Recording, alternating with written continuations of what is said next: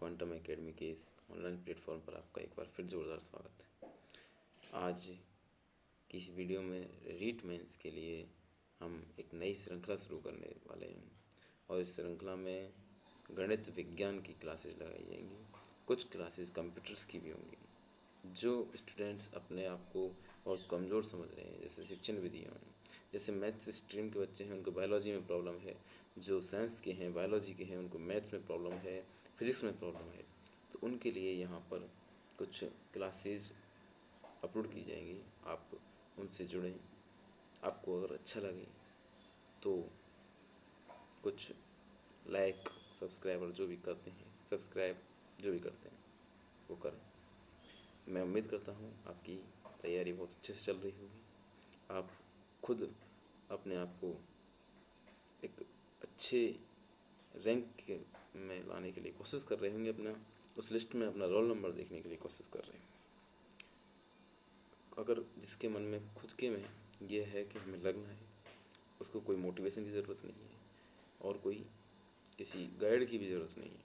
लेकिन अगर कोई टॉपिक आपको ऐसा लगता है जिसमें अपने आप को कमज़ोर महसूस कर रहे हैं और कॉन्फिडेंस नहीं आ रहा है और वो चाहते हैं कि वो जितना पढ़ना हो उतना अगर कोई पढ़ाए, उसके बारे में बताए, तो आप कमेंट बॉक्स में कमेंट कर सकते हैं। हम आपकी ज़रूर हेल्प करेंगे। आज की इस वीडियो में शिक्षण विधि, जो गणित और विज्ञान की शिक्षण विधि आप जानते हैं सेम सी हैं, वही गणित की और वही साइंस की हैं। दोनों सोचने वाले सब्जेक्ट हैं, रटने वाली एक भी सब्जेक्ट नहीं है। कुछ कहते हैं कि बायोलॉजी रटने की है, लेकिन अगर पहले बायोलॉजी के जो टर्म्स हैं, उसके शब्द हैं, उसकी जो ऑर्गन्स हैं, पार्ट्स हैं, उनके बारे में अगर आपको पता है तो उसको भी आप समझ सकते हैं। लेकिन कोई चीज़ के बारे में नहीं पता तो वो रटना ही पड़ता है।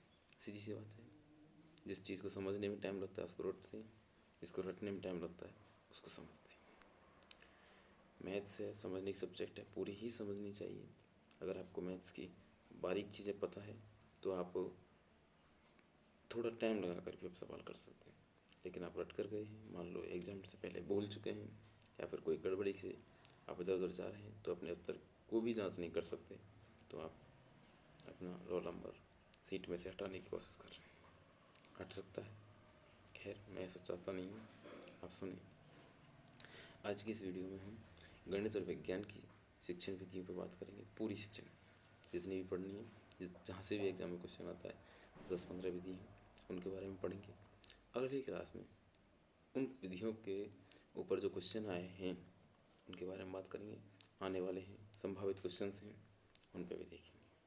तो आप बने रहिए, चैनल को जुड़े रहिए, सब्सक्राइब करिए ना करिए ये आपकी मन की मर्जी है। हम आपसे बिल्कुल कुछ नहीं कहते हैं।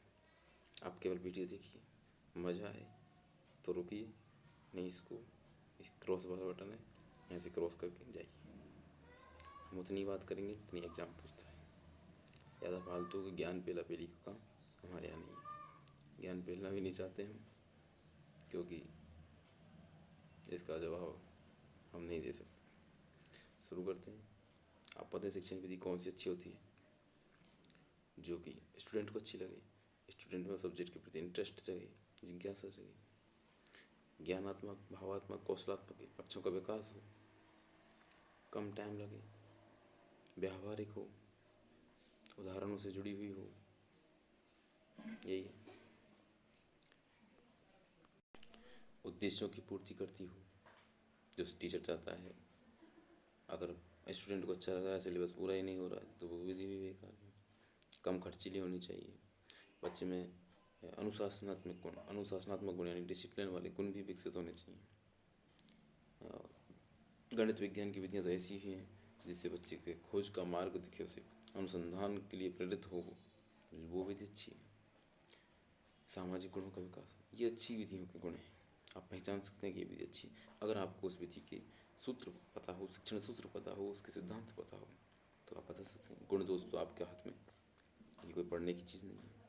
जो विधि, एक और बात बता देता हूँ इस विधियों को शुरू करने से पहले, कि जो विधि बहुत अच्छी है वो इसलिए अच्छी है कि वो स्टूडेंट के लिए अच्छी है, स्टूडेंट में अच्छे गुणों का विकास करती है। लेकिन वही विधि बुरी क्यों है? क्योंकि वो महंगी हो सकती है, खर्चीली हो सकती है, टाइम ज़्यादा लग सकता है, सिलेबस को पूरा नहीं करवा सकती। ये उस अच्छी विधि के गुण हैं। अगर आपको जो विधि अच्छी लग रही है उसमें अगर आपसे कोई गुण दोष पूछे तो यही दोष होंगे। अगर आपको कोई विधि बुरी लग रही है तो उसमें अगर अच्छे पूछे तो वो ये कह सकते हैं सिलेबस जल्दी कंप्लीट होगा, कम खर्चीली है, व्यावहारिक है, लचीली है। लचीली नहीं है तो फिर भी ये गुण तो है ही है उसके कि वो कम खर्चीली है, कम टाइम लगती है, सिलेबस पूरा करवा देती है। जैसे व्याख्यान विधि अच्छी नहीं है लेकिन काम की है, सिलेबस तभी पूरा होता है। हमको विधियों के बारे में पढ़ना क्या है कि तो शिक्षण विधि का प्रवर्तक कौन है ये आपको पता है, क्या पढ़ते हैं, किस क्वेश्चन आते हैं कि प्रवर्तक कौन है, उसके शिक्षण सूत्र क्या है, उसके सोपान क्या है, एक आध दो इम्पोर्टेंट गुण हो, दोष हो, वो बता दें। बस ये विधि है। क्वेश्चंस देखेंगे फिर पता चल जाएगा क्वेश्चंस कैसे हैं। शुरू करते हैं। हमको कौन कौन सी विधि पढ़नी है तो ये भी देख लेते हैं।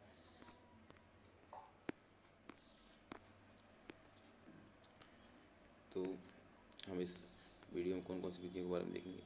आगमन विधि, निगमन विधि, विश्लेषण, संश्लेषण, प्रयोगशाला, परियोजना, खोज अन्वेषण विधि, समस्या समाधान विधि, व्याख्यान विधि, खेल विधि, पाठ्यपुस्तक विधि, प्रयोग प्रदर्शन विधि, मस्तिष्क उद्दोलन विधि, ब्रेनस्टॉर्मिंग, पर्यवेक्षित विधि, वैज्ञानिक विधि। 15 एक विधि हैं जिनमें से 4-5 तो छोटी छोटी है, नाम भाम बढ़ने और छुट्टी। आगे ये अच्छी विधि कौन कौन सी, आगमन है, निगमन है, ऊपर की जो विधियाँ ये क्वेश्चन यहीं से आता है। तो शुरू करते हैं। आगमन विधि के प्रवर्तक कौन है, ये देखिए लिखा हुआ अरस्तु भैया, यही प्रवर्तक है, प्लेटो के चेला थे, अरिस्टोटल जिनको इंग्लिश में बोलते हैं, अरस्तु। देखिए आगमन विधि, इंडक्टिव मेथड, अरस्तु, ये लिखा हुआ है, परिभाषा पढ़ने की जरूरत नहीं है, ये पढ़ो। आगमन विधि को खोज का मार्ग कहते हैं, क्यों कहते हैं ये भी देखेंगे। अध्यापन की श्रेष्ठ विधि है, क्यों विधि है ये भी देखेंगे, क्योंकि इसके शिक्षण सूत्र ये बात बताएंगे। परिभाषा यंग की पढ़े तो पढ़ लें, यंग जुंग कहते हैं, जुंग महोदय, जुंगल भी बोल सकते हैं इसको, ठीक है, मजे मजे के लिए लिखती है जुंगल भाई, समझ सकते हो आप। इस विधि में बालक विभिन्न स्थूल तथ्यों के आधार पर अपनी मानसिक शक्ति का प्रयोग करेगा। भाई हर विधि में मानसिक शक्ति का प्रयोग करेगा, लेकिन सबसे बड़ी बात है स्थूल तथ्य, यानी चीज़ को बड़ी ब्रॉड उससे देखेगा, उदाहरण देखेगा, घटना देखेगा, परिघटना देखेगा, जो भी है, और स्वयं किसी विशेष सिद्धांत नियम या सूत्र पर पहुंच जाता है। कोई घटना देखी और नियम बोल दिया, कोई उदाहरण देखा बोल दिया कि यही वो है, पानी देखा कह दिया भाई पतला होता है, तो ये नियम, पहले देखा उस पानी को, ये अब बच्चा खुद कर रहा है, ये यंग की परिभाषा है, पूछता नहीं कोई, फिर पूछते शिक्षण सूत्र है। सबसे पहले इसमें उदाहरण पर बात करते हैं। पहले नियम नहीं, पहले उदाहरण, उदाहरण से नियम की ओर चलती है। स्टूडेंट को पहले हम उदाहरण बताते हैं, बच्चे को पहले हम पानी का गिलास देते हैं कि ये क्या है, फिर वो पूछता है ये क्या है, व्हाट इज़ दिस, तो हम कहते हैं पानी है। यानी पहले उसने ऑब्जेक्ट को देखा, उस चीज़ को देखा, उसके बाद हमने ये बताया कि इसको अगर आप शब्द के रूप में बोल सकते हैं तो उसको पानी कह सकते हैं, H2O कह सकते हैं, वाटर कह सकते हैं, जो भी। उदाहरण से नियम की ओर। उदाहरण बड़ा होता है, जो कि पानी शब्द तो बोलने में हो गया काम, लेकिन उस चीज़ को दिखाने के लिए, उदाहरण के लिए एक बड़ा गिलास की ज़रूरत है, वो विशिष्ट चीज़ है उदाहरण। तो विशिष्ट से सामान्य की ओर ये है। उदाहरण को हम प्रत्यक्ष रूप से देख सकते हैं, पानी के गिलास को वो अपनी आंखों से देख रहा है, लेकिन वो पानी को कहीं नहीं देख रहा, पानी को सिर्फ कल्पना कर रहा है, उसको सोच रहा है पानी। ये तो हमने शब्दों में, अक्षरों में लिख दिया है। अगर मान लो हम लिख नहीं सकते थे, केवल बोल सकते थे, तो पानी पानी ही होता। तो प्रत्यक्ष से प्रमाण की ओर चलती है। पानी को वो पहले जानता है, ज्ञात है उसको, फिर उसको अज्ञात चीज़ बताई कि इसको पानी कहते हैं। उससे पहले उसे नहीं पता, वो कहता था ये पतली सी चीज़ है, ये इस गिलास में भरी हुई है, लेकिन कहते क्या है ये पता नहीं है उसको। ये पता है कि इसमें कुछ चीज़ है, वो ज्ञात है, लेकिन अज्ञात क्या थे, वो शब्द क्या है। तो ज्ञात से अज्ञात की ओर, और आप अपने स्तर से समझो इस चीज़ को, बहुत कठिन नहीं है। पानी बड़ा था, वो जो ऑब्जेक्ट था वो बड़ा था, लेकिन उसका जो शब्द है वो छोटा है। तो स्थूल से सूक्ष्म की ओर सीधी सी विधि है, अच्छी विधि है, एक छोटे बच्चे को पढ़ाने के लिए सर्वोत्तम विधि है, एक इंटरेस्ट डेवलप करने के लिए सबसे अच्छी विधि है। भावात्मक, ज्ञानात्मक, क्रियात्मक तीनों पक्षों का विकास हो सकता है। अनुसंधान की प्रवृत्ति बढ़ती है, रटने की प्रवृत्ति कम पड़ती है, समझने की प्रवृत्ति पर जोर देते हैं। बहुत अच्छी विधि स्टूडेंट के लिए। लेकिन इसमें दोष क्या है, तो वही बात कि एक अच्छी विधि के दोष वही हो सकते हैं कि ये महंगी है, टाइम ज़्यादा लगेगा, सिलेबस टाइम पे पूरा नहीं होगा, कुछ खर्चे भी उसमें, उदाहरण के लिए मॉडल प्रस्तुत करेंगे तो उसमें खर्चीली भी है। तो ये इसके दोष हैं। वैसे सबसे सर्वोत्तम विधि मानी गई है, तो अध्यापन की श्रेष्ठ विधि है। अगर इस विधि से अगर आपको कोई पढ़ाए तो समझ लेना आप ज़िंदगी भर याद कर सकते हैं। इससे स्थायी क्षमता का विकास होता है, यानी मेमोरी जो लॉन्ग टर्म मेमोरी है, उसमें चीज़ें जाने की ज़्यादा पॉसिबिलिटी है।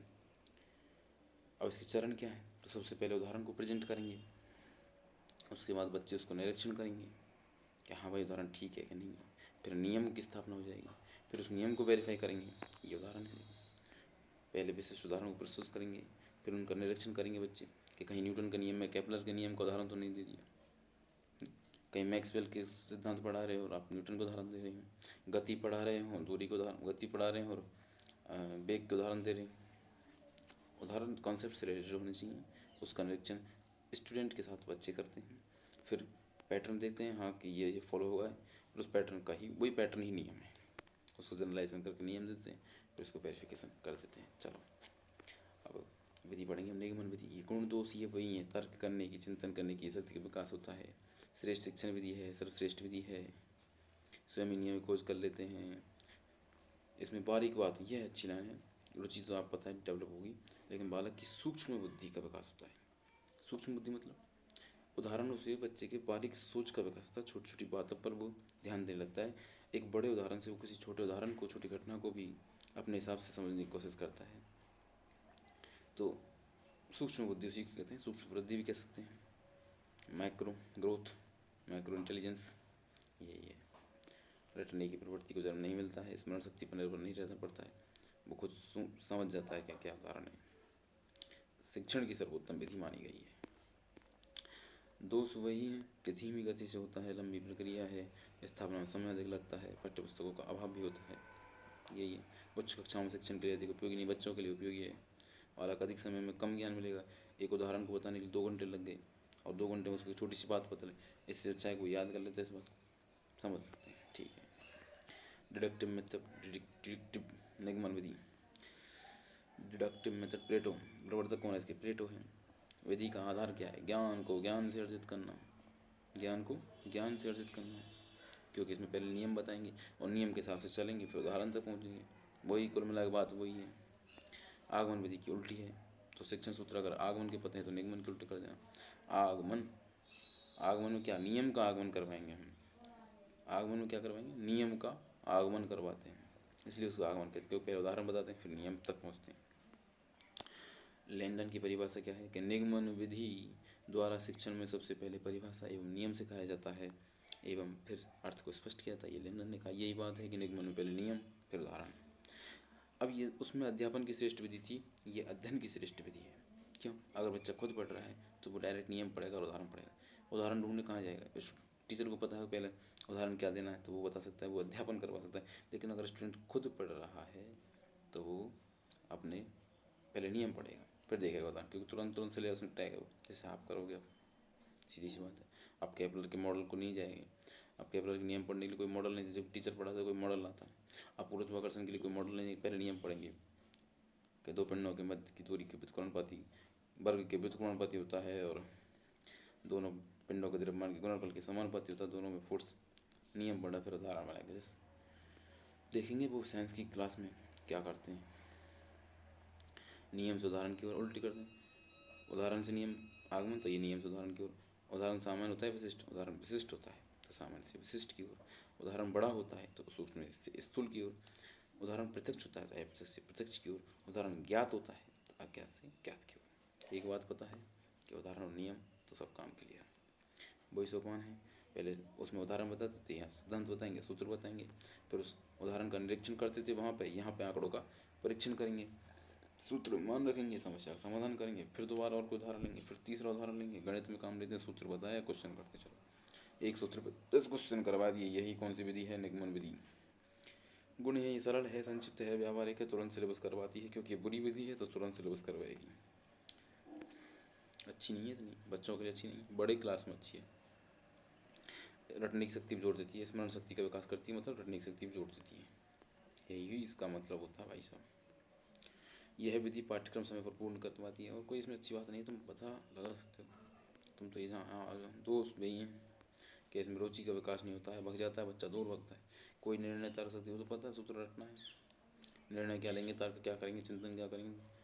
ये सूक्ष्म से स्थूल है, पता है, ये सूक्ष्म नियम होता है, स्थूल उदाहरण होता है, कोई बड़ी बात नहीं है। अनुसरण करवाती टीचर का, रटने की प्रवृत्ति को बताती है, बिल्कुल उल्टियाँ आग बनने लगेंगी। बहुत अच्छे से समझ सकते हो, जानते होंगे, इस पर ज़्यादा दिमाग लगाने की ज़रूरत है नहीं है।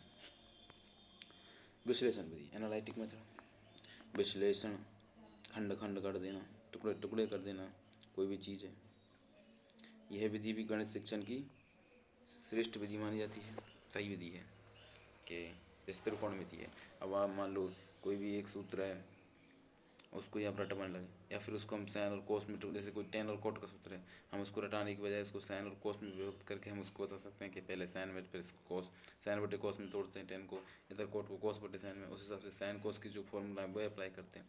तो वो एक खंड खंड कर दिया आपने उस सर समझा के, और आपने उस स्टूडेंट को बता दिया। तो ये है खंड कर, सीधी सी बात है। इसके शिक्षण सूत्र पर बात करो डायरेक्ट। इसमें क्या क्यों कैसे के जवाब तो होते ही हैं। मनोवैज्ञानिक विधि है ये। जो विश्लेषण है, आगमन विधि भी मनोवैज्ञानिक विधि है, निगमन नहीं है। निगमन में बच्चे पर ध्यान ही नहीं दे रहे, हम तो खुद कर रहे हैं, खुद का नियम बताया बताया और सूत्र बताया और करवाए खेल। शिक्षण सूत्र, थोड़ी स्पीड तेज हो तो स्लो कर लेना, तुम्हारे मोबाइल में हो सकता है स्लो का ऑप्शन आता है, कम हो तो बढ़ा लेना, क्योंकि 1 घंटे में ये शिक्षण विधि करवानी है। अगले जो क्लास आएगी उसमें क्वेश्चंस भी देखने हैं। वीडियो अगर अच्छी लग रही हो, मज़ा आ रहा हो तो लाइक करें, नहीं तो क्रॉस करके शूम, कोई दूसरी वीडियो आ रही होगी उसके नीचे, उस पर क्लिक करके उसे देखें। ज्ञात से अज्ञात की ओर, ये भी ज्ञात से अज्ञात की ओर होती है, याद रखना, आगमन विधि की तरह ही है। निष्कर्षों से अनुमान की ओर, तथ्यों की ओर, ज्ञात तथ्यों की ओर। निष्कर्षों से अनुमान, प्रमाण से प्रत्यक्ष की ओर। इसमें देखो, आगमन में तो प्रत्यक्ष से प्रमाण था, ज्ञात से अज्ञात था, लेकिन यहाँ पे ज्ञात से तो अज्ञात तो है, लेकिन प्रमाण से प्रत्यक्ष की ओर है, निष्कर्षों से अनुमान की ओर है। कोई चीज़ आपको देते हैं, जैसे सिद्ध कीजिए, तो सिद्ध करते हैं तो आपको वो प्रमाण है वो चीज़ कि इसको सिद्ध करना, आपको पता है कि रिजल्ट यही आना है, अब वो आएगा कैसे, तो अब उसको देखना, तो वो है प्रत्यक्ष चीज़। हम उसमें उल्टे सीधे सूत्र लगाएंगे, उल्टी सीधी विधियाँ लगाएंगे, चूँकि करेंगे, इसलिए करेंगे, 2-4 बार इधर उधर करेंगे उसको, फिर हमें पता चलेगा हाँ that is right, it's true. प्रमाण से प्रत्यक्ष, पहले आपको रिजल्ट दिया, फिर आप प्रत्यक्ष विधि पर पहुँचेगा, हाँ कैसे कैसे ये हुआ है। इसमें क्या होता है, पद क्या है, समस्या की पहचान करो, क्या समस्या है, छोटे छोटे खंडों में टुकड़ा कर दो, विभक्त करो, फिर उनको अलग अलग करके हल, जैसे LHS RHS लेते हैं, 2 खंडों में विभक्त करिए, पहले LHS सॉल्व कर लिए, फिर RHS सॉल्व कर लिए, फिर बराबर करके देख लिया, हाँ ठीक है, पृथक पृथक हल ज्ञात करिए, समस्या संपूर्ण समाधान हो गया, ठीक है। गुण दोस्त वही हैं। देखो ये क्या लिखा हुआ है कि आगमन विधि के अंत में नवीन सिद्धांत या सूत्र की स्थापना होती है। अच्छा, जबकि विश्लेषण विधि में समस्या का हल करके उत्तर प्राप्त किया जाता है। विश्लेषण उत्तर प्राप्त करने की, लेकिन आगमन विधि तो कोई नई फैक्ट को, नए अनुसंधान खोज की विधि है, वो तो एक तरह से खोज का मार्ग है। आपने कोई उदाहरण देखा, उसको पढ़ा, उसको सॉल्व किया और एक नया नियम बनाया, तो नियम का आगमन करवाया।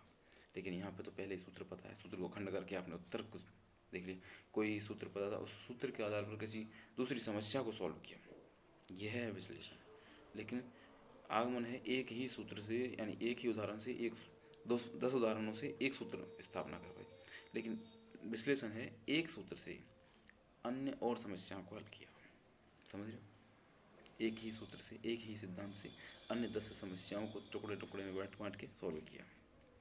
जबकि आगमन है कोई 10-15 उदाहरण देखे, तब जाकर एक नियम बना, एक सिद्धांत बना, एक सूत्र बना, एक पैटर्न फॉलो देखा, पैटर्न क्या पैटर्न फॉलो किया है, उस पैटर्न को देखा, उसको एक सामान्य जनरलाइजेशन करके नियम बना दिया। ये था क्या, आगमन विधि। आप और ध्यान से सुन, वीडियो को 2 बार देखें, समझ में नहीं आए कोई और वीडियो देखें, समझ के क्वेश्चन सॉल्व करना है। मैं नहीं कह रहा मुझसे ही समझ में आ जाएगी, कोई भी चीज़ एक चीज़ से समझ में नहीं आती। आपको जानते हैं, आपने सुना होगा कि अगर दुनिया की हर बात को जानना है तो दुनिया की कोई एक वस्तु उठाओ और उसकी सारी जो डायमेंशन हैं, सारी विमाएँ हैं, उससे उसका अध्ययन करो, तो आप पूरे ब्रह्मांड के बारे में जान सकते हैं। लेकिन एक वस्तु का सभी दिशाओं से अध्ययन करना असंभव है, जब तक कि हम पूरे ब्रह्मांड का अध्ययन नहीं कर सकते, जब तक किसी एक वस्तु का भी पूर्ण रूप से अध्ययन नहीं कर सकते। आज पता चला है कि परमाणु से मिलकर बना, उसके बाद पता चला था कि इलेक्ट्रॉन प्रोटॉन न्यूट्रॉन भी थे, आज मान लो फिर और कोई पता चले कि इलेक्ट्रॉन गति करते हैं, वो क्यों करते हैं, असली कारण क्या है, अभी कोई कारण हो वो भी बता रखा हो, उससे भी ज़्यादा कुछ हो जाए। अब 10 चीज़ों के बारे में और ज़्यादा जानेंगे, उसके बाद हम उस सिद्धांत को कहीं और जगह फिट करेंगे, मान लो कोई और रिजल्ट निकल जाए। ये डायनामिक है पूरी प्रोसेस, हमें भी डायनामिक रहना चाहिए। अगर हम स्टैटिक बनेंगे तो ख़त्म हो जाएंगे, हमको टेंशन होगी, चिंता। ये मैं थोड़ा फिलोसॉफिकल ज्ञान दे दिया है, बाकी कोई मतलब नहीं है इसका। इसके गुण देख सकते हैं, मनोवैज्ञानिक विधि है, सीधी सी बात है। विश्लेषण विधि होगी तो मनोवैज्ञानिक होगी। मानसिक शक्तियों का विकास होगा, तर्क, चिंतन, निर्णय, इसमें स्टूडेंट को मौका मिल रहा है खंड खंड करने का। और इस जब स्टूडेंट खुद करता है, टुकड़े टुकड़े करता है, उसको पता होता है कि चीज़ के बारे में। आज हम डायरेक्ट अपने शरीर के बारे में बता दें किसी को, कोई को समझ में नहीं आए, लेकिन हम बताते हैं कि हमारी नाक होती है, नाक केवल सूंघने का काम करती है। ग्रहण पिंड होता है मस्तिष्क में, वो सूंघने का काम करता है। पहले हम मस्तिष्क के 3 भागों में बांटेंगे, अग्र, पश्च, मध्य पिंड। और हम डायरेक्ट बताते हैं इस दिमाग में पोन्स होता है, मेडुला ऑब्लांगेटा होता है, अनुमस्तिष्क होता है, प्रमस्तिष्क, किसी के समझ में आया नहीं है। लेकिन हमने टुकड़े किए, पहले हमने पीयूष ग्रंथि के टुकड़े किए। अग्र पिंड से कौन से हार्मोन निकलते हैं, मध्य पिंड से कौन से हार्मोन निकलते हैं, पश्चिम पिंड से कौन से हार्मोन निकलते हैं। अगर हम एक साथ बताते हैं कि वैसोप्रेसिन निकलता है, ऑक्सीटोसिन निकलता है, प्रोलैक्टिन निकलता है, पता ही नहीं चलता कि अग्र से निकलता है, पश्चिम से निकलता है, याद होते नहीं होते। लेकिन हमने एक एक विभाजन किया, उसका सारणी बनाई एक तरह से, वही है सारणी बनाना, विश्लेषण विधि, याद रखना। और जब हम ढंग से पढ़ते हैं खंड तो वो याद होता ही है, सीधी सी बात है। और इसमें दोनों सक्रिय होते हैं, अच्छी विधि में सक्रिय होंगे। स्टूडेंट ज़रूर सक्रिय होते हैं, और स्टूडेंट सक्रिय होता है, टीचर तो होता ही है, टीचर को तो पैसे भी मिलते हैं, सक्रिय रहना जरूरी है उसका, ये भी सोच सकते हैं। हर विधि में सक्रिय रहता है टीचर तो। यह विधि समस्या समाधान के कौशलों का विकास करती है। इस विधि में विद्यार्थी स्वयं नवीन समस्या का हल खोजता है। रटने की आवश्यकता नहीं है, जो खुद खोज रहा है तो रटेगा क्यों। रटाएंगे तो वो एग्जाम आ रही, 2 दिन पहले रट्टा मारना शुरू कर दिया, वो रटने। यह विधि माध्यमिक स्तर पर गणित शिक्षण की सर्वश्रेष्ठ विधि है। कौन से स्तर पर, माध्यमिक स्तर पर, 9वीं 10वीं के लिए। आप वही LHS RHS त्रिकोणमिति सवाल सॉल्व करवाओ, कोई भी सबसे का सिद्ध करवाओ, तो बहुत अच्छी विधि है, तर्कयुक्त विधि है।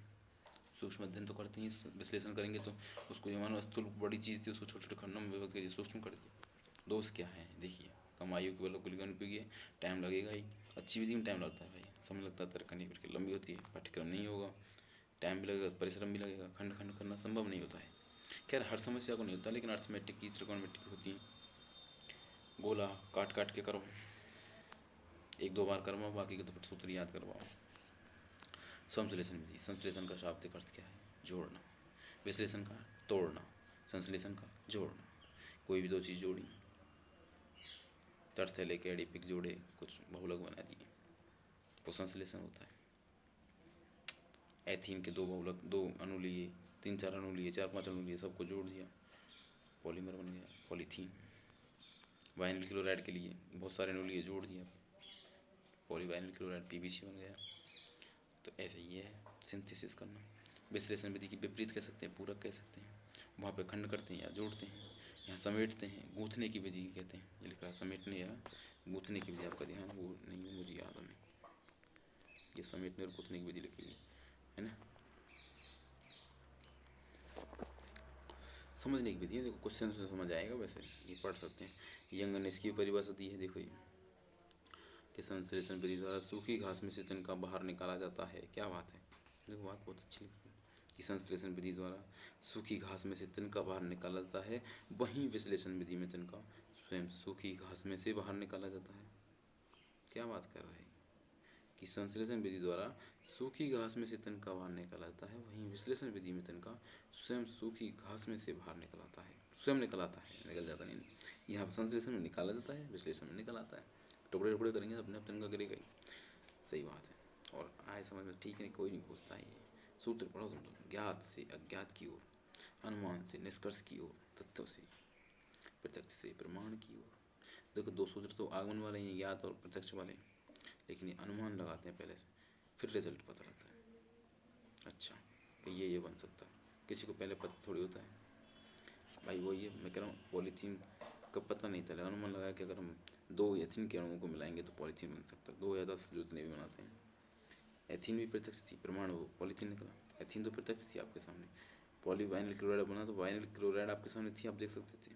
उसके बाद आपको रिजल्ट आए, 2-3 मिलाए, पॉलीमर की तरह है संश्लेषण विधि। वो संश्लेषित बहुलक होते हैं ना, वही, उससे समझ सकते हो, याद रख सकते हो क्या क्या हो सकता है। ज्ञात होती हैं 2 चीज़ ज्ञात होती हैं। अज्ञात हमें हमें ये पता नहीं था, एथीन तो पता, लेकिन ये नहीं पता पॉलीथीन बहुत अच्छी चीज़ है, वो अज्ञात थी। अनुमान लगाया था तो अनुमान से निष्कर्ष निकल गया। छोड़ो, प्रमाण प्रमाण को निष्कर्ष कहते हैं प्रत्यक्ष से प्रमाण की ओर। सरल है, संक्षिप्त है, पाठ्यक्रम आधारित विधि है, समय पर पूर्ण करवाती है, समस्याओं का हल शीघ्र प्राप्त किया जाता है। यही है। दोष देखो, दोष क्या है? अमनोवैज्ञानिक विधि, रटने की प्रक्रिया। जब सिलेबस टाइम पर हो रहा है तो वह अमनोवैज्ञानिक होती है, याद रखना। सिलेबस टाइम पे हो रहा है तो समय कम लेती है, वो इतनी अच्छी भी नहीं होती है, पर सरल हो सकती है, संक्षिप्त हो सकती है, बच्चों के लिए जरूरी नहीं वो अच्छी हो। तर्क चिंतन का विकास नहीं कर सकती, क्यों? क्योंकि वो अच्छी विधि है। किसके लिए? सिलेबस के लिए। सिलेबस के लिए अच्छी विधि है तो समझो वो तर्क चिंतन का विकास नहीं करेगी। स्टूडेंट के लिए अच्छी विधि है तो समझो वो तर्क चिंतन का विकास करेगी, लेकिन टाइम खाएगी। रटने की प्रक्रिया पर जोड़ देती है। विश्लेषण नहीं करवाते, इसमें संश्लेषण संभव नहीं होता। यह विश्लेषण विधि पर आश्रित विधि है, जब तक विश्लेषण कार्य नहीं किया जाएगा संश्लेषण संभव। यानी संश्लेषण विश्लेषण साथ साथ चलती हैं, और त्रिकोणमिति के लिए सबसे अच्छी विधि संश्लेषण विश्लेषण विधि बताई गई है। मैं बता देता हूँ आपको, अगर क्वेश्चन पूछ लेता हूँ। अब आती है प्रयोगशाला विधि। बच्चे से कहेंगे आ जाओ लेबोरेटरी में, करो और सीखो। इसको बोलते हैं लर्निंग बाई डूइंग, करके सीखना। या फिर देखो कि लाल हो रहा है, काला हो रहा है, पीला हो रहा है, कौन सा अवक्षेप बनना है, काला अवक्षेप, पीला अवक्षेप, या पेल वैल्यू, पेल एरियो, जैसा भी है। लर्निंग बाई डूइंग या लर्निंग बाई ऑब्जर्वेशन, ये आपको दिख रहा होगा, दो चीज़ लिख रही है, लर्निंग बाई डूइंग और लर्निंग बाई अवलोकन द्वारा सीखना, करके सीखना। निरीक्षण करो, सीखो। बालक अपनी ज्ञानेंद्रियों के माध्यम से प्रत्यक्ष अनुभूति करके अवधारणाओं को सीखते हैं, या पढ़ सकते हैं। पढ़ने की बात है, पढ़ें तो कोई। इस विधि का आधार आगमनात्मक चिंतन होता है, ये याद रखना, आगमनात्मक चिंतन।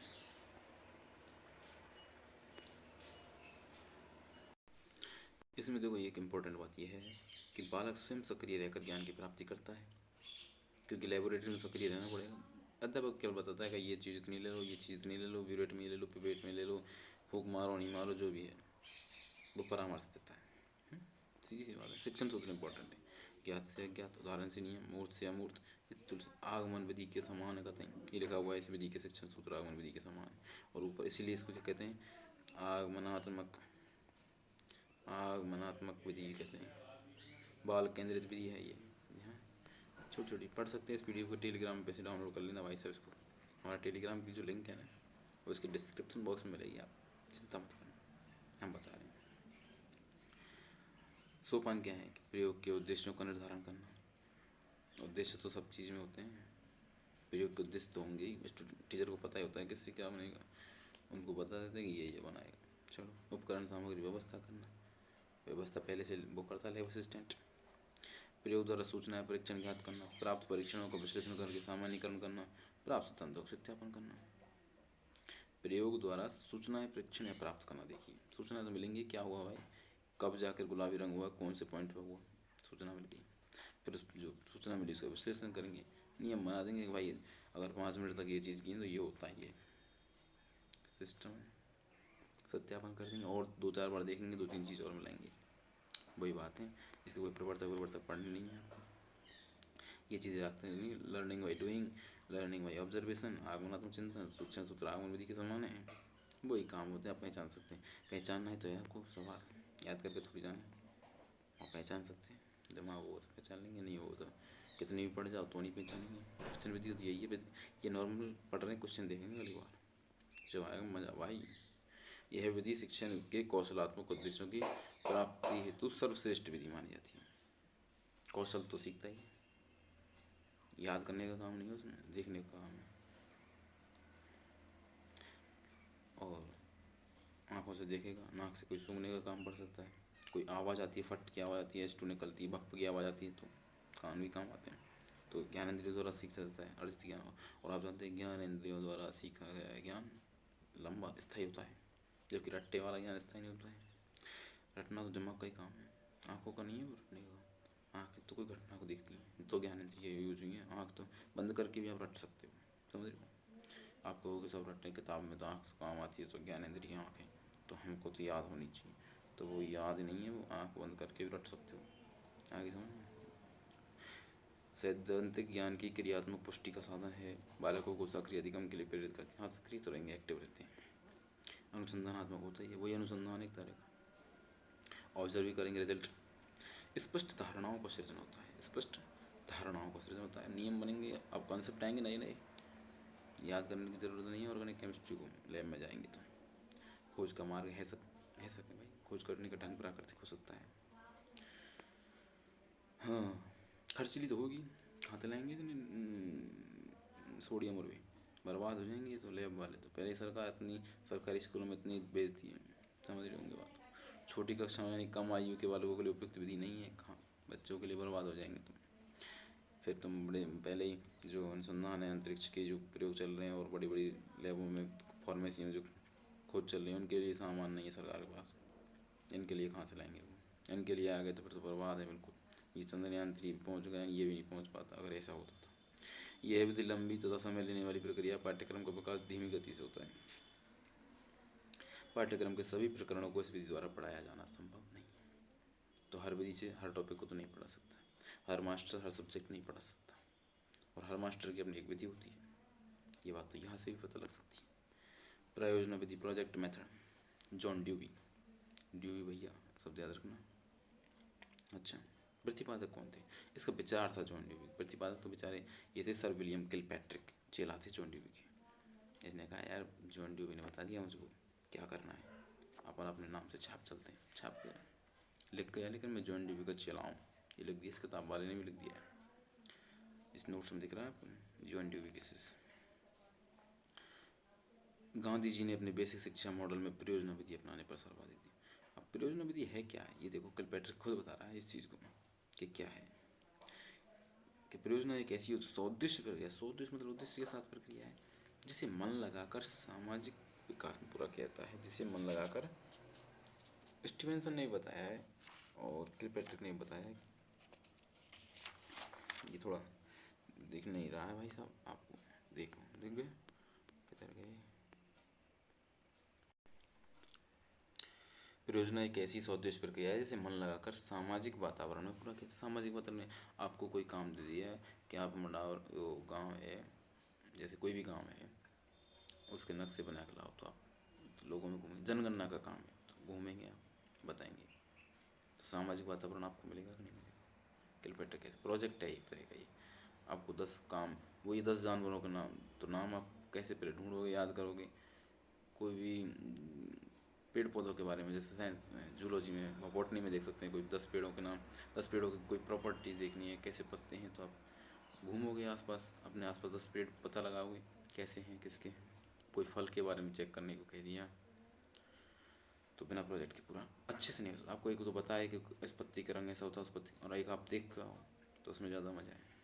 स्टीवेंसन भी ये कहता है कि प्रोजेक्ट किसी भी समस्या को हल करने के लिए किया जाने वाला कार्य है जो कि स्वाभाविक परिस्थिति में, वो वही स्वाभाविक और सामाजिक की बात है। स्वभाव से ही समाज बना है, समझ रहे हो।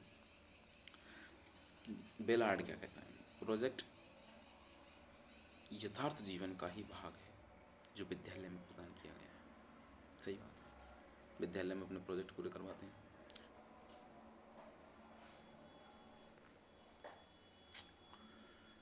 प्रयोजना विधि सोपान की परिस्थितियों का निर्माण करो। पहले तो बच्चे सामने बताओ परिस्थिति है, आपके सामने कोई स्थिति ऐसी है जिसको आप प्रोजेक्ट के माध्यम से सॉल्व कर सकते हो। सीधी सी बात है, परिस्थिति का निर्माण करना, उत्पन्न करना, जो भी है। प्रयोजना का चयन करना और उद्देश्य के बारे में स्पष्ट। अब मान लो उसको प्रोजेक्ट पता है लेकिन उसको उद्देश्य नहीं पता है करना क्या है, फिर वो करना क्यों है, दोनों दोनों बात का जवाब इसमें आता है कि क्या करना है और क्यों करना है। तो ये उद्देश्य हो सकता है, प्रयोजना का चयन करना। तीसरी बात है प्रयोजना की रूपरेखा तैयार करना, उसका प्लानिंग करना। कठिनाई तो आ सकती है सीमित साधनों की उपलब्धि, ये कठिनाई देखो, समय में धन, अच्छी विधि में तो समय धन लगेगा, महंगी होगी, कार्यों का विभाजन, कार्य सीमा नहीं कर पाते हैं। फिर उसको चल देंगे, वो अपने प्रोजेक्ट को काम करेंगे, एग्जीक्यूट करेंगे, फिर उसका मूल्यांकन करेंगे। 5वां चरण मूल्यांकन का है। फिर उसको लिखेंगे क्या क्या रिजल्ट आए, उसके क्या निष्कर्ष आए, उसका लेखा जोखा लिखेंगे, अभिलेख संधारण करेंगे। अब परियोजना कितने प्रकार की हो सकती है, क्रिएटिविटी वाली होती है, रचनात्मक होती है, सृजनात्मक वाली हो सकती है। एक समस्या उत्पन्न हुई तो समस्यात्मक, एक तो किसी बच्चे के मन में क्रिएटिविटी हो कि सर ऐसा करके देखते हैं क्या होता है, तो उसको प्रोजेक्ट देते हैं, 5 बच्चों की टीम बना के आप इसको कर सकते हैं, तो वो क्रिएटिविटी है। एक किसी को समस्या आई हो, एग्जाम किताब में कोई समस्या आई हो, कोई पढ़ाते वक्त समस्या, प्रोजेक्ट के माध्यम से। अभ्यास, अगर आपने कोई चीज़ सिखाई है अब आपको इसको अभ्यास करना है तो आप देख सकते हैं। कोई आपने गेम के बारे में बताया तो इसका अभ्यास कैसे करेंगे, खेल के, वो एक प्रोजेक्ट ही हो गया। कोई चित्र बताया, कोई भी बायोलॉजी के डायग्राम बताए, उसको आप प्रोजेक्ट के माध्यम से पूरा करवा सकते हैं। आनंददायक रसास्वादन प्रयोजना, कोई इंटरेस्टिंग चीज़ हो, टॉपिक हो, उस पर भी आप प्रोजेक्ट करवा सकते हैं। ये प्रकार है। विशेषता क्या है?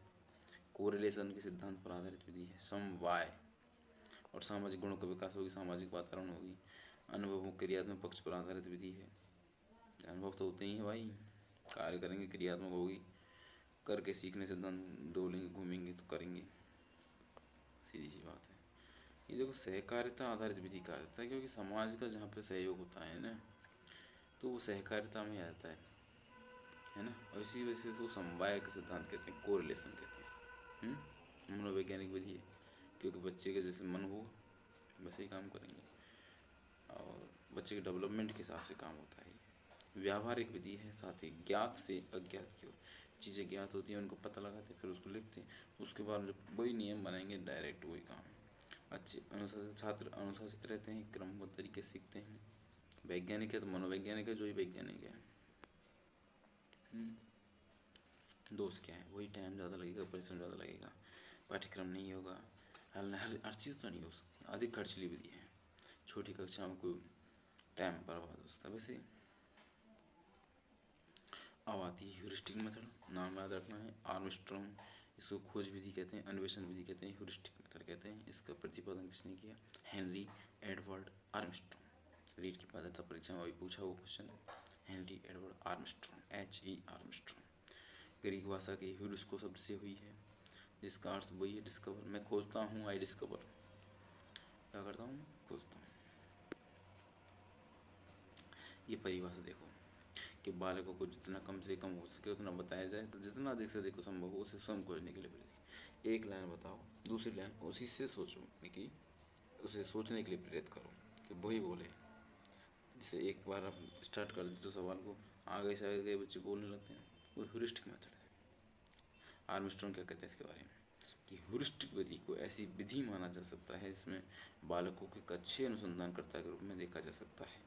ह्यूरिस्टिक विधि को ऐसी विधि माना जा सकता है जिसमें बालकों को एक अच्छे अनुसंधान करता है, फिर वो अनुसंधान करता ही बन जाते हैं, आगे आगे बोलते हैं तो बाल केंद्र रहते हैं, बालक एक्टिव रहते हैं। वो तो बता टीचर तो बताता है अब क्या करना है, अब क्या करना है, वो बोलते चलते हैं, वही है ह्यूरिस्टिक। समस्या की उपस्थिति, टीचर समस्या बताता है, फैक्ट बताता है, फिर बच्चे परिकल्पना करते हैं, फिर उनको परीक्षण करते हैं, हाँ सही बोल रहे हैं। इसको एक अलग से भी देख सकते हैं आप, ये भी समझ सकते हैं, टीचर जब सवाल करवाता है तो आगे आगे बच्चे बोलते हैं, वही है। विशेषताएं क्या है?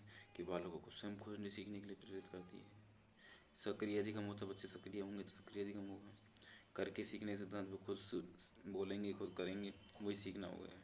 करके सीखने की लेबोरेटरी विधि है, प्रोजेक्ट मेथड भी है, ये ह्यूरिस्टिक मेथड भी है। जो जो अच्छी विधि है ना, वो सब करके सीखने वाली होती हैं।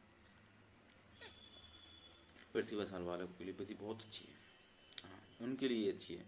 जो बच्चे कमज़ोर हैं, उनको यही समझ में नहीं आ रहा कर क्या रहे हैं, तो क्या आगे बोलेंगे, उनको बताना पड़ेगा भाई ये करते हैं, क्यों करते हैं, क्योंकि कक्षा में इस क्लास से आगे तभी जाओगे तुम, पढ़ो पहले। और प्रतिभाशाली उसको बताएगा, पास पास तो हो जाएंगे, चलो तुम तो, वो होते हैं क्या? प्रतिभाशाली। अब अच्छी विधि तर्क चिंतन का विकास तो करेगी, कल्पना, परीक्षण, निरीक्षण, तुलना, निर्णय, सब ये अच्छे अच्छे काम तो करेंगे। और अच्छी विधि तो मनोवैज्ञानिक विधि है। दोष वही होंगे अच्छी विधि का, जो टाइम, आप समझ रहे होंगे ये बात। वैज्ञानिक दृष्टिकोण है, वैज्ञानिक के मूल सिद्धांत, वही अच्छी विधि है।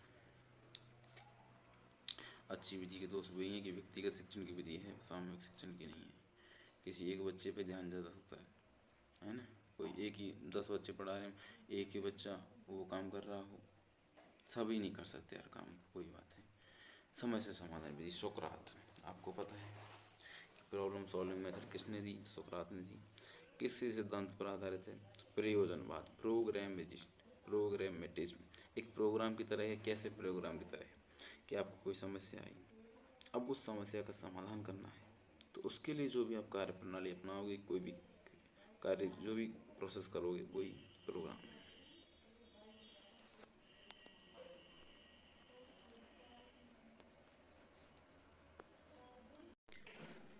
प्राचीन काल में सुकरात और सेंट थॉमस इस विधि का संबंध ज्ञात होता है, इनको मतलब नहीं है कौन संबंध।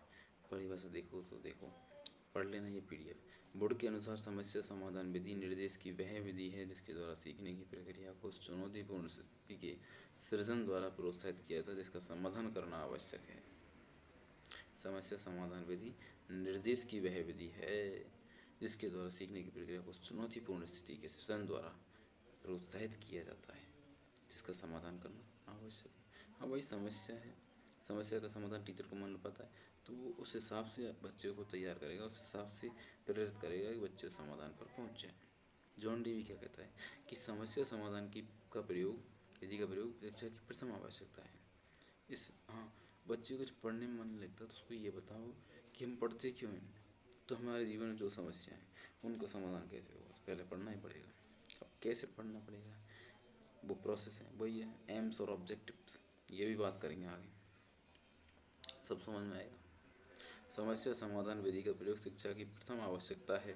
इस प्राविधि में निश्चित सोपानों का प्रयोग करते हुए समस्याओं का समाधान प्राप्त किया जाता है। यह विधि मानसिक शक्तियों को महत्व देने की विधि मानी जाती है। ओहो, क्या बहुत अच्छी बात लगी, छोड़ो।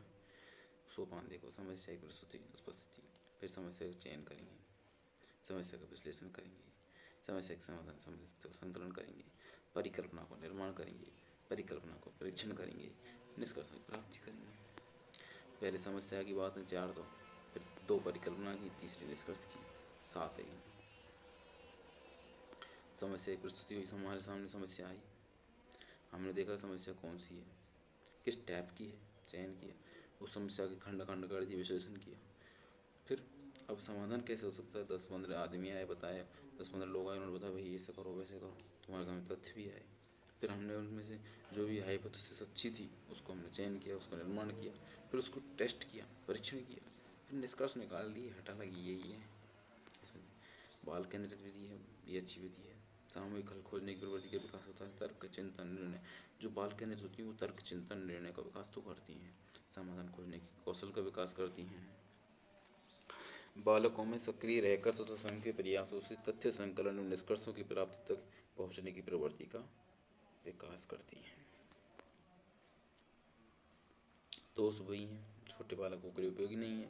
छोटे बच्चों को NR सिखाना है भाई, गिनती सिखानी है, जोड़ भाग गुणा भाग सिखाने क्यों होगी। गणित विषय के सभी प्रकरणों को इस विधि से नहीं पढ़ा, अरे कोई सी सब्जेक्ट नहीं पढ़ा सकते यार, ऐसे तो सभी प्रकरण तो कोई नहीं पढ़ा सकता, सीधी सी बात। समय लगने वाली प्रक्रिया है, पाठ्यक्रम का विकास धीमी गति से होता है, समय तो लगेगा, अच्छी विधि है। जटिल लंबी होने का धैर्य की आवश्यकता है। व्याख्यान विधि तड़ातड़ चल रही, व्याख्यान ही चल रहा है, व्याख्यान विधि समझ में आ गई। ये जो वीडियो देख रहे हो व्याख्यान विधि है, कथन विधि, भाषण विधि, बोलते चलो चलते चलो, जो समझ में नहीं आए। ये रहे चौक का प्रयोग और टॉक का प्रयोग, चौक एंड टॉक मेथड। तुम तो श्रोता हो, मैं बोल रहा हूँ, ये समझ रहे हो, तुम इनएक्टिव हो, मैं एक्टिव हूँ, जो भी है, तुम निष्क्रिय हो, मैं सक्रिय हूँ, जो भी है। प्राचीन विधि है, गुरुकुलों में बाबा जी बैठ जाते थे, बच्चे वहाँ पे बैठे रहते थे, पीले पीले कपड़े पहन के, वो ज्ञान फैलता रहता था, उनको ब्रह्मांड के दर्शन करा देता था बैठे बैठे, यही, वो बेचारे कहीं नहीं जाते थे। एमली क्या कहते हैं, जेम्स एमली क्या कहते हैं कि व्याख्यान एक शिक्षा शास्त्रीय विधि है। शिक्षक औपचारिक और नियोजित रूप से किसी प्रकरण समस्या पर भाषण देता है, सीधी सी बात है, जैसे शिक्षण विधि भाषण चल रहा है, आप जितने धैर्य से आप सुन सकते हो सुनो, जो भागने वाले वो भाग चुके हैं अब तक, और जो नहीं रुक पाया है ना, वो समझ रहे हो ना, वो एग्जाम में भी नहीं रुक पाएगा। कहीं पे ही अगर कोई आदमी कहीं पे नहीं रुक पा रहा है, उसको ख़त्म है मामला, तो अब रुको, थोड़ी देर और रुको, अब तक रुके हो तो। प्रकरण का चयन करो, नियोजित करो, प्रस्तुतिकरण, वही है सबके चरण। लास्ट में मूल्यांकन होता है, निष्कर्ष, पहले निष्कर्ष निकलता है, फिर मूल्यांकन ही होता है, उसका परीक्षण होता है। प्रकरण टॉपिक चेक, विषय वस्तु वही है, और फिर नियोजन किया, प्लानिंग की, व्यवस्था बैठाई, फिर उसको प्रेजेंट किया, फिर निष्कर्ष निकले, वही मूल्यांकन। कौन सी विधि, व्याख्यान विधि। ऐसे आज टॉपिक देखा शिक्षण विधि, फिर उसको प्लानिंग की, कैसे कैसे आपको बताना है, कैसे कौन पहले कौन सी विधि पढ़ानी, फिर दूसरी तीसरी, ऐसे सब बोला, आपको प्रेजेंट कर रहा हूँ। उसके बाद आप रिजल्ट निकालना हमारे कितनी समझ में है, फिर आप किसी को बोल के बताना हमारे इतने, वो मूल्यांकन हो जाएगा। कोई बता देगा आपको तुझको कुछ याद नहीं, कोई कहेगा तुझको सब चीज़ याद है, तो कोई कहेगा तू क्वेश्चन कर सकता है केवल, तो ये तू कोई कहेगा तू ऑप्शन से कर सकता है, तो ऐसे ही सिस्टम विशेषताएँ। पाठ्य वस्तु के प्रस्तुतिकरण पर अधिक बल दिया जाता है, पाठ्यक्रम को पूर्ण करने में समय लगता है, वही अच्छी विधि होगी पूर्ण करने में समय। इसमें हाँ देखो, ये अब बेकार विधि आपको पता है, पुरानी विधि है, तो इसमें पाठ्यपुस्तक प्रस्तुति को अधिक बल दिया जाएगा। पाठ्यक्रम टाइम पे ही पूरा होगा भाई, सिलेबस 1 घंटे में पूरा। जो शिक्षण विधि जो आदमी 10-10 घंटे में पढ़ाते हैं वो 1 घंटे में हो सकता है। व्याख्यान विधि से एक में आपको प्रयोग करवाता तो टाइम लगता है। उच्च कक्षाओं के लिए उपयोगी, आप उच्च कक्षाओं में ही, इसलिए आपको उपयोगी है विधि। कोई खर्चा नहीं है, देखो इसमें डायरेक्ट हो रहा है, स्क्रीन रिकॉर्डिंग से रिकॉर्डिंग चल रही है, कोई टाइम नहीं है, आपको चीज़ें समझ में आ रही हैं, बस छात्र के उच्चारण संबंधी त्रुटियों को दूर किया जा सकता है। यही है, बोलो बच्चों को खड़ा करके बुलवाते हैं ना, वही, और खुद भी अच्छे सिखाते हैं, सब सिखाते हैं। तर्क चिंतन कोई विकास नहीं होगा। मनोवैज्ञानिक है, क्रियाशीलता कोई स्थान नहीं है, केवल योग्य एवं कुशल शिक्षक ही चाहिए भाई। कोई जिसको कुछ पता नहीं है वो आ जाए व्याख्यान देने और उल्टी सीधी बातें बता जाए, गलत है, छोटी कक्षाओं के लिए उपयोग नहीं है। खेल विधि, इस विधि का प्रारंभ करने का श्रेय हेनरी कोल्डवेल को जाता है। हेनरी कोल्डवेल, कुक याद रखना, कुक, प्ले गेम, गेम खेल, अपनी पुस्तक द प्ले वे, प्ले मतलब खेल, वे तरीका, बालक पूर्ण रूप से संतोष दिल से कार्य तभी करता है जब वह खेल रहा होता है। यानी बच्चे का मन सभी सही होता है जब वो खेलने में लगा होता है, उसको दुनिया की कोई टेंशन नहीं कि जीवन में क्या करना है, उद्देश्य को सबका ही तेल लेने, अपन को खेलना है। दिमाग एकदम जो भगवान ने दिया है ना वो होता है उस टाइम जब वो खेलता है। और जब वो पढ़ता है तो दिमाग में पढ़ना है, ये पढ़ना है, वो पढ़ना, मास्टर की पीटेगा, फलाना बहुत विचार है, फिर क्यों पढ़ना है, फिर वैसी थिंकिंग चलती है उसकी। ड्यूलक कहता है जो कार्य अपनी इच्छा व रुचि पूर्वक करे वही खेल है। हाँ सही बात है, जिसमें बच्चे का मन लग रहा है, इंटरेस्ट है और उसको कोई दबाव नहीं है, ऊपर से वो खेल है, चाहे वो पढ़ने का ही हो। समझ रहे हो बात, समझने की ये बात, इसको कोई प्रेजेंट नहीं करेगा, समझाएगा बस। खेल विधि में बालक भयमुक्त वातावरण में रहते हुए ज्ञान का अर्जन करते। टाइम कम है इस वजह से मैं 10 घंटे तक बना सकता हूँ इस वीडियो को। खेल विधि में बालक भयमुक्त वातावरण में रहते हुए ज्ञान का अर्जन करते हैं। बालकों को स्थायी ज्ञान की प्राप्ति होती है।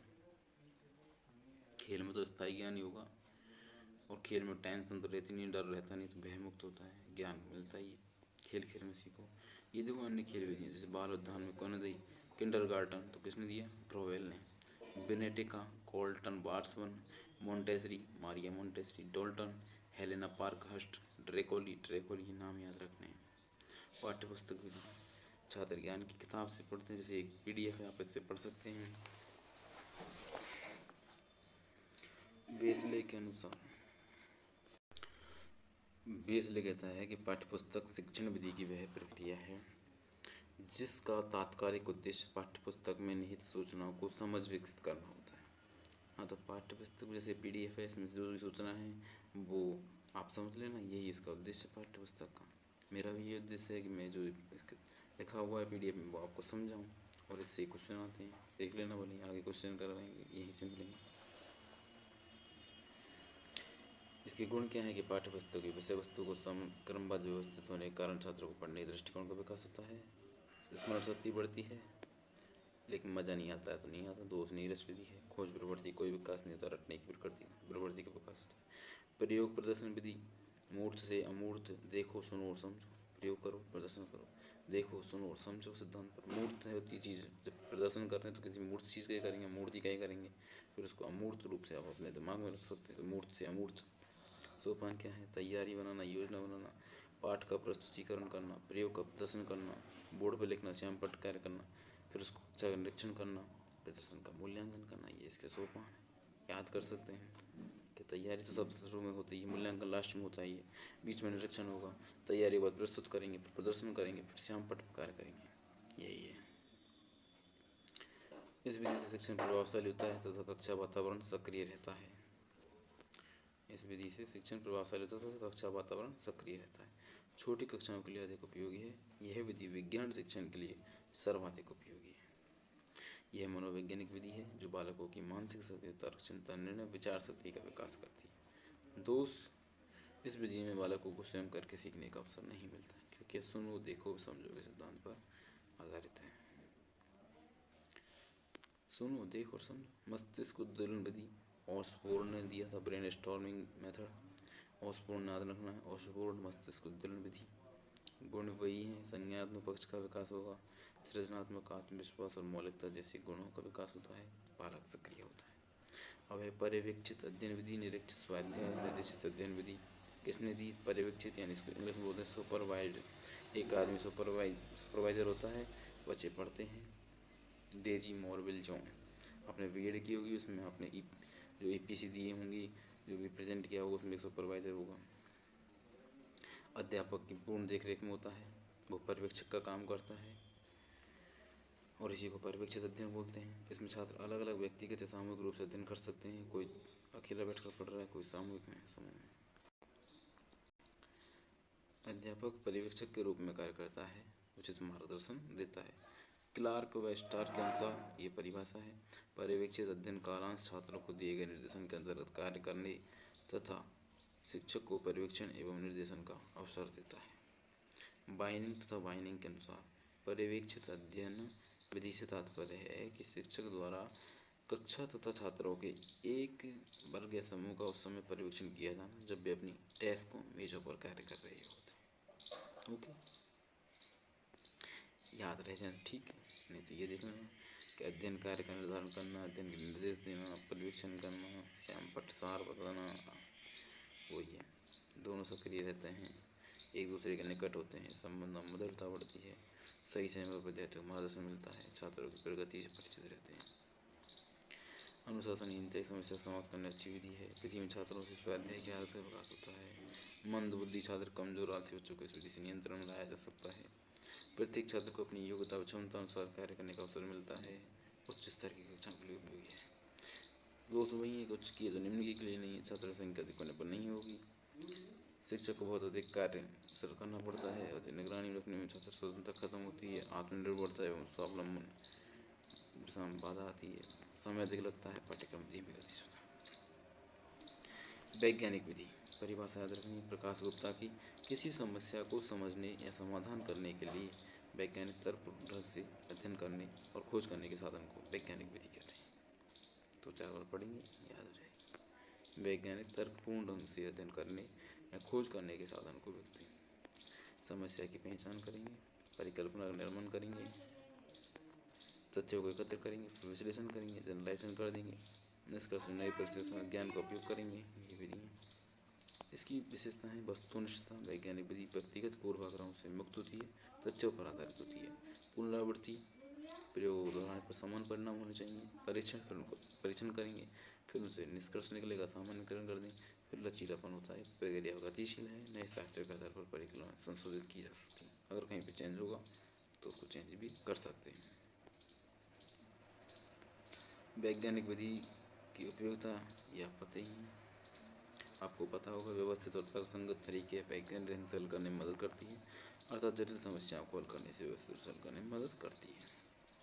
गलत धारणाओं को हटाकर केवल सही और उपयोगी जानकारी को सामने लाती है। सत्य को स्थापित करने में मदद करती है। नए नियमों और सिद्धांतों को बनाने में मदद करती है। यही है। तो यह ध्यान रखनी कि बाल केंद्रित विधि और शिक्षक केंद्रित विधि कौन कौन सी है। तो शिक्षक की याद रखो, व्याख्यान विधि शिक्षक केंद्रित, कहानी विधि शिक्षक केंद्रित, और पाठ्य पुस्तक विधि भी शिक्षक केंद्रित विधि है। ओके, विद्यार्थी केंद्रित विधि कौन सी है? ये प्रयोगशाला है, परियोजना है, खोज है, समस्या समाधान है, खेल विधि है, मस्तिष्क उद्यम, अभिक्रमित अनुदेशन विधि। अभिक्रमित अनुदेशन विधि को हम आगे पढ़ेंगे। अब इसके बाद क्वेश्चन करेंगे। धन्यवाद। अच्छी लगी हो तो लाइक कर देना, नहीं तो छोड़ देना। चैनल सब्सक्राइब करें तो कर लेना। जय राम। वीडियो ज़रूर देखना।